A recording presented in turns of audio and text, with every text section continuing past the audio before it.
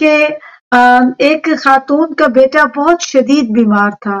والدوں نے جواب دے دیا کہ اب یہ زندہ نہیں رہ سکتا، اس کی زندگی کی مدت بہت کم ہے اور جو مرض اس کو لاحق ہے اس سے شفا ہونی بہت مشکل ہے. بس جتنی دوا تھی ہم کر چکے ہیں، اب بس تم دعا کرو. دعا کرنے کے لیے وہ آقا ابو الفضل عباس کے روزے کے اوپر اپنے بیٹے کو لے کر آ گئی. اور اس زمانے میں رات میں ذریعہ مبارک بند ہو جایا کرتی تھی، یعنی کہ اور پھر صبح اسے نماز شب کے وقت تہجد کے وقت کھولا جاتا تھا. یہ خاتون وہاں کے منتظمین سے ریکویسٹ کر کے اپنے بیٹے کو چھوڑ گئی اور کہا کہ اس نے اگر مرنا بھی ہے تو مولا کے بارگاہ میں اس دنیا سے چلا جائے، لیکن عباس باب الحوائج ہو، آپ حاجتوں کے پورا کرنے والے ہو. اور پھر ایک اور وسیلہ بھی پیش کیا جاتا ہے کہ جب غازی کو وسیلہ پیش کیا جائے بی بی سکینہ کا، عباس سے علی تم کو سکینہ کی قسم ہے، تو جب ایسے کہتے ہیں نا تو عباس فوراً باب الحوائج ہیں، خدا کریم کی بارگاہ سے ہمارے لیے عرضی پیش کرتے ہیں کہ اس نے اب مجھے سکینہ کا واسطہ دے دیا. کہ وہ خاتون اپنے بچے کو وہاں چھوڑ کر چلی گئی اور کہا اب یہ غازی تیرے سپرد ہے، مجھے اپنا بیٹا زندہ اور سلامت چاہیے، خدا کی بارگاہ میں میری عرضی پیش کر دینا.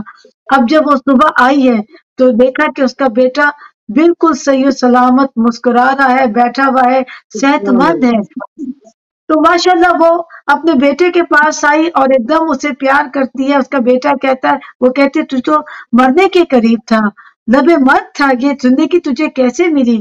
تو وہ کہتا ہے کہ اماں مجھے جن کی بارگاہ میں چھوڑ کر گئی تھی، رات بس ملک الموت میری روح قبض کرنا ہی چاہتا تھا کہ اتنے میں نے دیکھا کہ ایک روشن چہرے والے خوبصورت حسین میرے سامنے کھڑے ہیں اور وہ کہہ رہے ہیں کہ تو کیسے میری نگری میں آیا ہے، تجھے کس نے بھیجا ہے؟ تو ملک الموت کہتا ہے کہ ابو الفضل عباس میں اللہ کے حکم سے آیا ہوں اور اس کی مدت حیات ختم ہو گئی ہے اور میں ہر کسی کی جان کو لینے کے لیے خدا کریم نے مجھے مقرر کیا ہے.